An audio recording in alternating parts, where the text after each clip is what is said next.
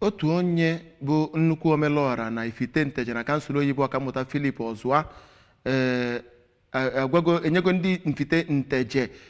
akpa osikapa 50 kg akpa osikapa na akpa agwa nyere ezinụlọ ndị Ifite Nteje. Ya bụ mmemme bụ nke mere na Amakama atọ Ifite Nteje. Ọ fọrọ ndị ọgbọ ka a nupụtara n'igwe ịnabata nwa ha nwoke bụ ndị pụtara anụ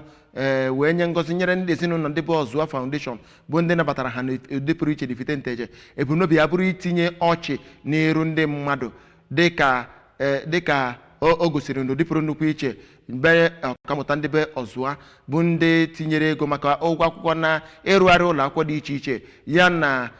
ịhụ maka ọdịmma nke ndị mmadụ kachasị ndị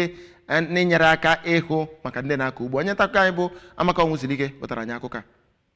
Mgbe ọ na-agwazi ndị ahụ gbakọrọ ọnụ ịnabata ya nke gụnyere ụmụ ntakịrị na ndị ụmụ akwụkwọ ka ọkammụta Ozuah sịrị na ọ bụ eziokwu na ya nọ n'ebe dị anya na New York, United States nke America, na ya na-ebu ha n'obi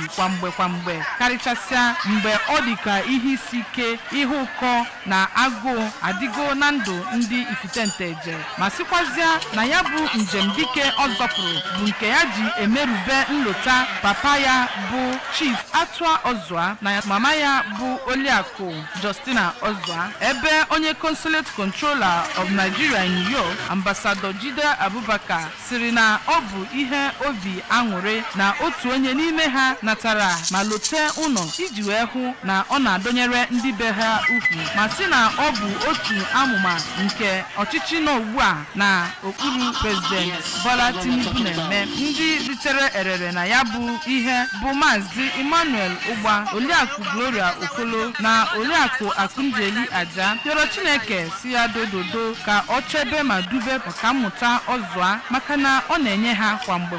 ihe eji ebi ndụ na iji nyere ndụ aka. Abụ m Amaka Onwuzilike maka Akụwa Egwu.